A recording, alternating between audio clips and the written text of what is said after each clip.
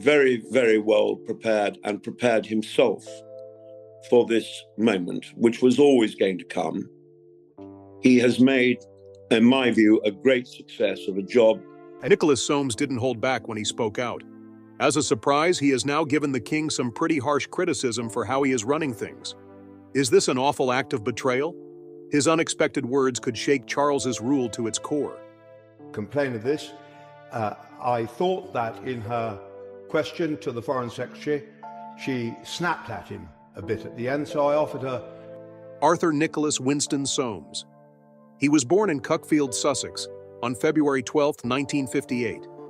Strong family and job ties have shaped his life in British politics, which has been quite an adventure.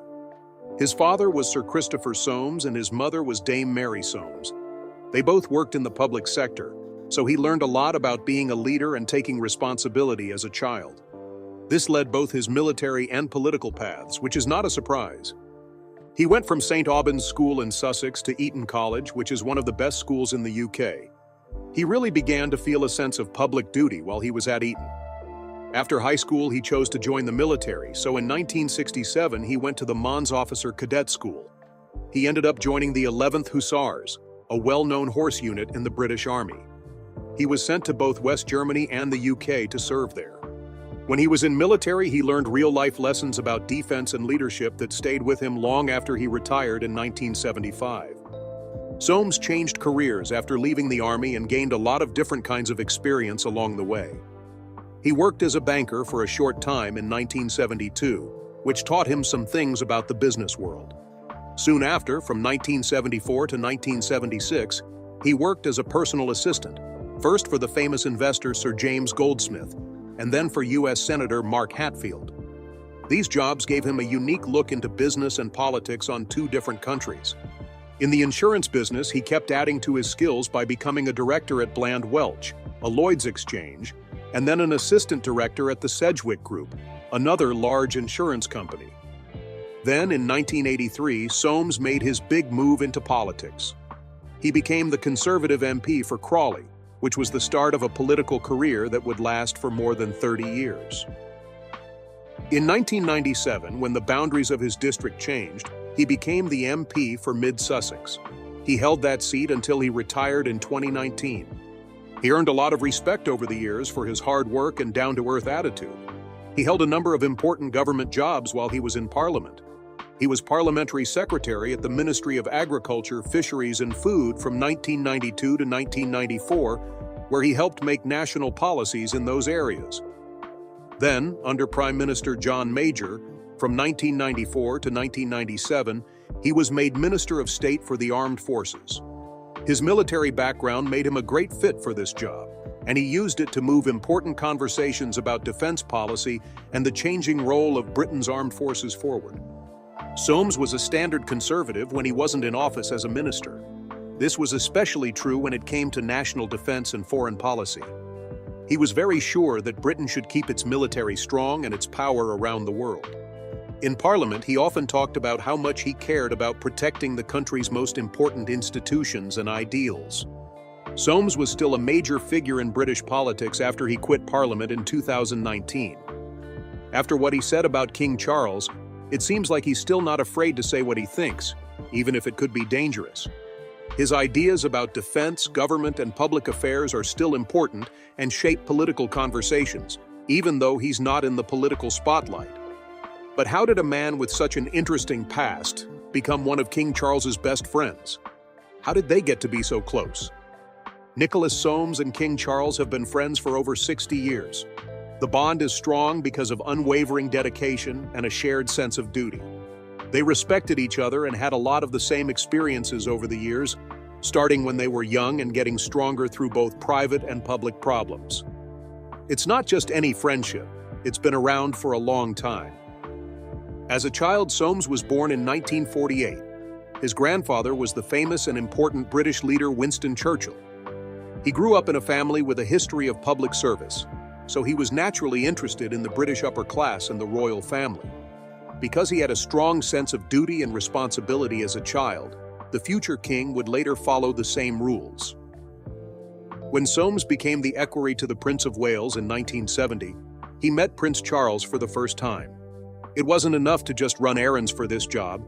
It needed loyalty, discretion, and constant communication. Soames had this job until 1972. During that time, he and Charles became very close friends that will last their whole lives. During these early years, their relationship really took off. Both men's lives changed a lot in the 1970s. As the heir to the throne, Prince Charles was learning how to handle his royal duties, and Soames was moving from being in the military to working in the royal staff and in other places. During this time, their friendship got stronger as they shared experiences and grew in trust and support for each other. It wasn't just a business friendship either. On a personal level, the two men became close and often talked about the problems and stresses that came with their busy lives. They liked the same things and felt better when they were with each other. In 1981, Soames married Catherine Weatherall at St. Margaret's Church in London. It was a big event that really showed how close they were. As the best man, Prince Charles stood by his side. This part showed how close they were as friends. It was a very important act that went beyond being polite. Being picked as best man shows that someone is your closest and most trusted friend, and Charles's participation showed how close they are. Over the years, they have continued to help each other. Their friendship has gone beyond the normal kind of friendship and has grown into something much deeper, almost like a brotherly bond based on unshakable loyalty. Soames has a long history in British politics and the military, which has helped Charles get to the throne. They both believe in duty and care, which has made their relationship stronger. Through all of life's ups and downs, including their own problems in public, their relationship has always been there for them. Soames is a trustworthy ally for Charles because he is honest and determined, and Charles is more committed to his job as king because of Soames's loyalty. But some people aren't sure if Soames is really loyal to Charles, especially after seeing how badly he treated Princess Diana. Soames didn't try to hide how much he disliked Diana. He was always a devoted Charles fan, but he wasn't nice to Diana. He was cold and sometimes even mean to her, and he didn't see her as someone stuck in a bad marriage. He saw her as a troublemaker and an outsider who didn't understand the tasks that came with being a princess. Soames thought that Diana should have known what was expected of her because she came from a royal family. Diana, on the other hand, told her friends that she felt trapped because she was always being watched and thought that some members of the royal family were trying to control her. Princess Diana felt more alone than ever because of the stresses of being a queen and learning more about Charles's affair with Camilla Parker Bowles. Nicholas Soames and other people were quick to brush off her feelings as she struggled with her emotions and tried to voice her worries. After Diana's shocking interview with journalist Martin Bashir on Panorama in 1995, Soames's dislike for her hit a whole new level. Diana talked freely about her troubled marriage and her thoughts that palace staff were plotting against her in the interview. She also famously said that her marriage felt crowded because there were 3 people in it. The whole royal family was shocked by this bold comment about Charles and Camilla's relationship. Diana told Soames that she thought people inside the house were spying on her, which made him very angry. Instead of understanding or looking into her worries, Soames made fun of what she said in public, calling it absurd. During the conversation, he even said Diana might be crazy and that her fears were not real. At first, what he said was seen as a strong defense of Charles and the throne, meant to put an end to rumors and keep the future king from getting involved in scandal. But it became clear that his response wasn't just a move for business reasons, it was very personal. Later, people who knew Soames well said that he was really upset that Charles and Diana's marriage ended. Soames was Charles's best man at his wedding in 1981. He was there for him during one of the most important times in his life because he thought Diana would be the one to protect the future of the throne. When their marriage fell apart in one of the most public and heated crises in the royal family's history, Soames felt betrayed. Because he was angry, he attacked Diana very hard and tried to bring her down totally. Soames did not just question what she said. She even said she thought she was mentally unstable, which meant she thought what she said was made up out of fear. Soames agreed with the palace's view that Diana was difficult and unstable, and that she couldn't handle the responsibilities of being a princess. He thought he was the smart one, and thought Diana was just an unhappy person trying to hurt Charles's reputation. But as time went on, the truth came out. Diana's worries turned out to be not only true, but also right on the mark. Diana's phone calls and moves were closely watched, and people who knew what they were doing told her that she was right to think that the palace was meddling. Diana hadn't been crazy. All of her fears had been reasonable. But Soames never changed his mind. He kept saying that Diana had hurt Charles and the throne in the long run. Even after it became public that she had been mistreated, he wouldn't believe that Diana had a good reason to speak out. No matter what it cost him in terms of his image, he was always loyal to Charles. Again, Soames made people angry when, after Diana's death in 1997, he made a shocking public attack on Charles.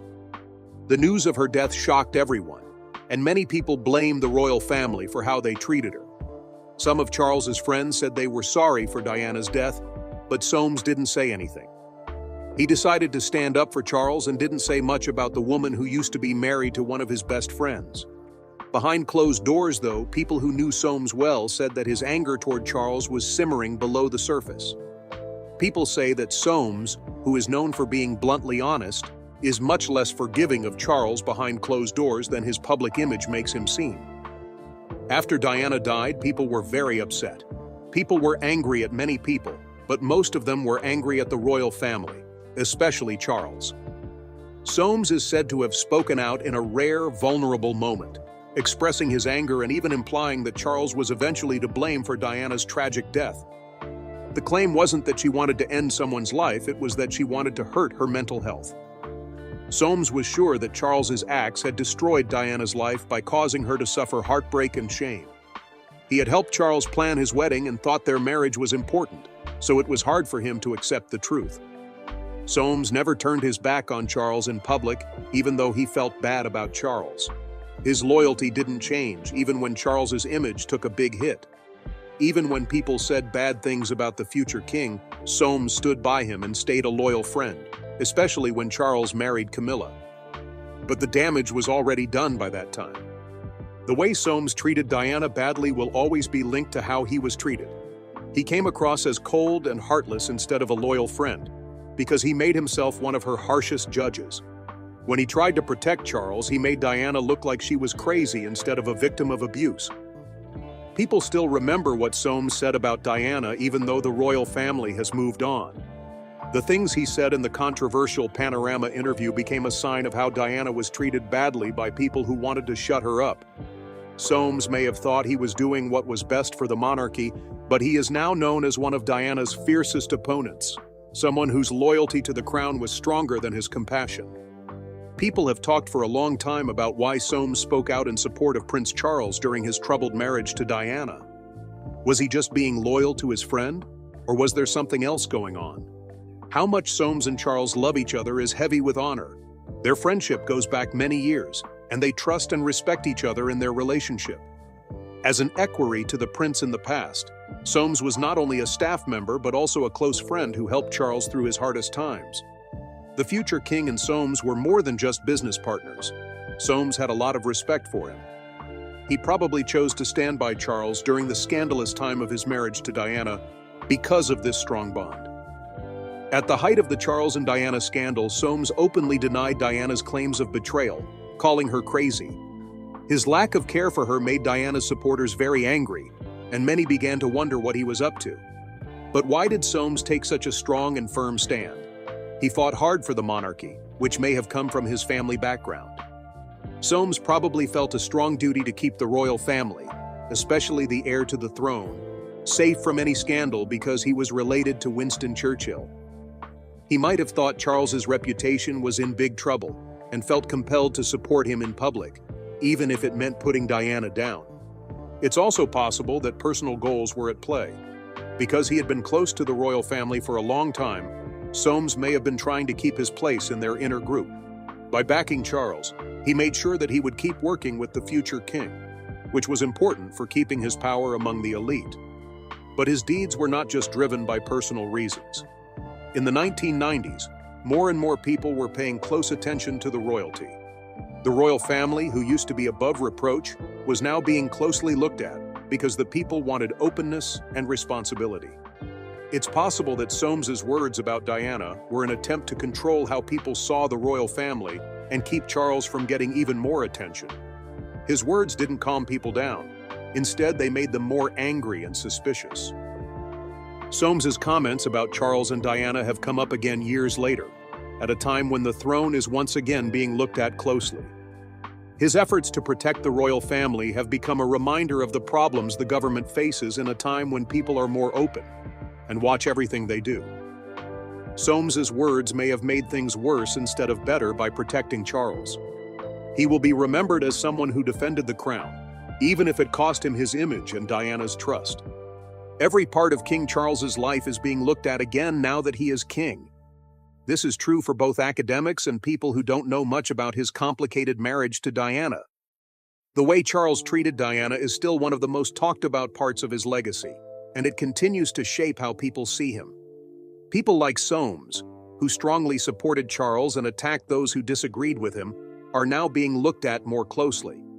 People are angry at Soames because he has always been loyal to Charles, which some see as a sign of old-fashioned aristocratic ideals. Many people took his controversial comment to mean that he was responsible for Diana's tragic death, which has renewed interest among royal watchers and scholars. Some think that Soames's words were an ominous sign that Charles might have admitted guilt, while others think they were just the angry words of a man hurt by the end of a marriage he once believed in. Soames was furious at the time, furious that Diana had told the truth, furious that the media had supported her, and furious that everything he had worked so hard to protect had fallen apart. He was too faithful to Charles to think clearly, and he said something in his rage that would later come back to haunt him. Many people thought, and Soames's words seemed to support, that Diana's tragic death was caused by bad treatment by the royal family. Some people thought this was an emotional outburst from a man who used to have a lot of faith in the royal system, but had seen it fall apart since then. People were deeply affected by what Soames said, and the effects would last for years to come. In a strange change of events, Soames finally spoke up and said he was sorry for what he had said before. The grandson of Winston Churchill said that he had no idea how his words would affect so many people. Soames had always stood up for his beliefs without saying sorry, so this moment of sorrow came as a surprise. Somewhat reluctantly, he said sorry, which made me think he might not fully understand how bad his words were. Soames realized that the way people thought about Diana was changing when he admitted that he was wrong. She was once written off as unstable and difficult, but now she is known as a woman who went through unbearable pain at the hands of her husband and the institution he worked for. Soames could say that he never meant for his comments to be a criticism of Charles, and that he didn't mean to say that Charles was directly responsible for Diana's death because he was angry. But Soames's defense might not make sense to people who remember the public debate over how Diana was treated. Despite his efforts to take back what he said, the effects were far-reaching and had an effect on both him and the government. It hurts to think about what Soames said because it reminds people of a hard time in the royal family's history that they have tried to forget. But now that King Charles is king, he has to deal with the scandals of the past. And what Soames said about Diana's mental health could change how people feel about him and the kingdom as a whole. Over the years, Charles has worked hard to change how people see him. He wants to be seen as a nicer and more modern king, and wants to move away from the problems that harmed his earlier life. Still, whenever old problems come up again, they show how complicated and hard the legacy is that still exists. Many people have long argued about Diana's problems, her tough marriage to Charles, and how the media portrayed her as a victim of bad royal treatment. As Soames tries to defend Charles and dismiss Diana's claims, these painful topics are once again brought to the public's attention. Many people who have supported Diana for a long time see Soames's words as part of a larger pattern of disrespect. Soames may have unintentionally added to the idea that the royal family constantly put down or ignored the problems of its members, especially Diana, by calling her worries paranoia. This story keeps going, which makes things worse between the government and people who think Diana was a tragic figure. Soames's attempt to take back what he said earlier has only made people wonder again about how the royal family treated her, which in turn has made people wonder again about how the monarchy is handling the problem. People's thoughts are still affected by what he said, especially younger people who were not directly involved in the events leading up to Charles and Diana's wedding. Now that Charles is in charge, going back to these old problems could hurt his plans to leave behind a new legacy that is free of the problems that have been bothering him for years. Charles will have to find a way to balance the weight of history with the hope for a better future where the past doesn't hang over everything so much. His hope is that the effects of what he did in the past will not last, but any attempt to play down or ignore Diana's pain makes things harder for the monarchy in the eyes of the people. Not only could Soames's comments change how people see him, but they could also have effects on the royal family. The family has always put a lot of value on loyalty and privacy. Soames's unwavering support of Charles and his later regret may be signs of deeper problems within the family. His attempts to take back what he said could be seen as an admission of guilt or an attempt to separate himself from a contentious time in royal history, which could lead to more fighting within the royal family. Charles's way of ruling could be affected by how his family deals with mistakes from the past and how it handles the tricky relationship between famous people and their private lives. People in the royal family who want more openness and accountability might not get along with Soames if his acts are seen as an extension of his promise to protect the monarchy at all costs. A big part of Charles's life has been spent controlling public relations and being careful with the media. Now that he is king, things are getting even more complicated. Anything that brings up Diana's problems, especially when it comes to people like Soames, who was close with Charles at the time, could make people remember old grudges. There is a lot of attention on Soames's comments and continuing talk about how Diana was treated, which could have a big effect on how Charles does his job as king. He may really feel the need to deal with these problems right away, maybe by telling the truth about the past or taking steps to separate his rule from its troubled past.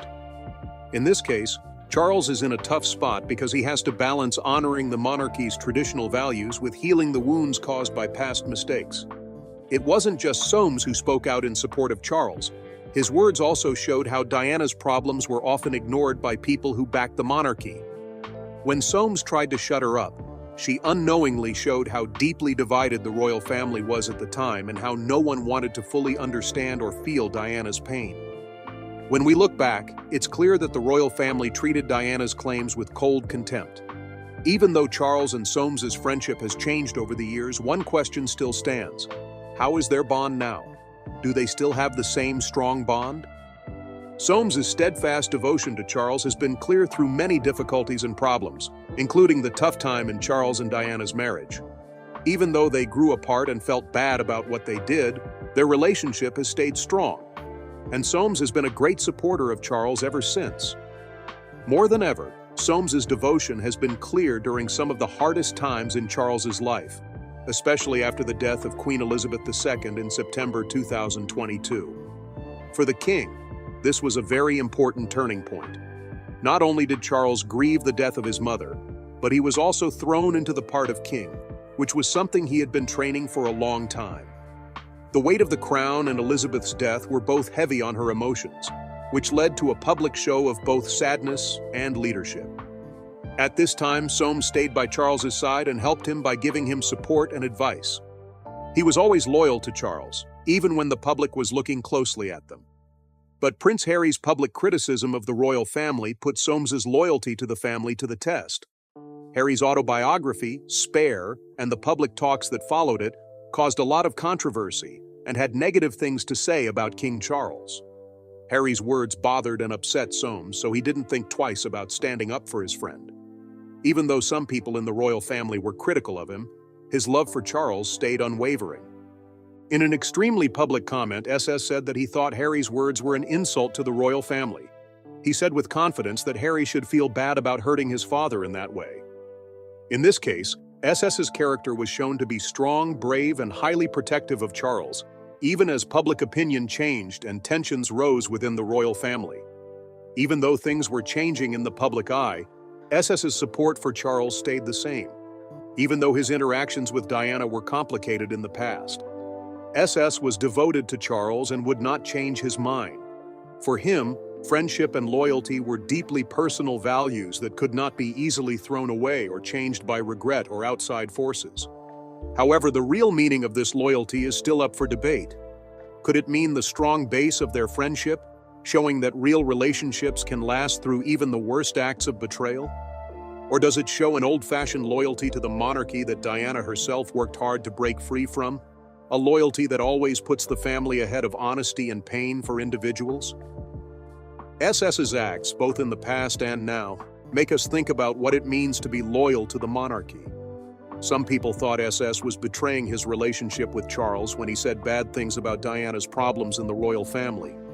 His public comments about Diana's difficult marriage started a larger conversation about how important it is to be honest versus loyal to a friend, especially when it comes to doing what's right. The royal family has always had a complicated idea of loyalty. Loyalty can bring people together, but it can also make them hide their own pain to protect the institution. There is a fine line between personal loyalty and the duties of public service. This line is often tested by moral problems, especially when the actions of the royal family are closely watched. This relationship is still a big part of the monarchy's story. Even though there are problems and issues going on, SS's unwavering devotion to Charles will definitely change how history views both him and the monarchy. As King Charles works to leave his mark on the world, a big question looms. Is it okay for loyalty to excuse bad behavior? Or does unwaveringly protecting a friend show that you support a system that often values silence over truth? SS's unwavering support may have helped Charles get through hard times, but it also sparks ongoing arguments about how much loyalty people should have in today's world. How SS and Charles handle the conflict between custom and compassion in the future will have a big impact on how history judges them in the end.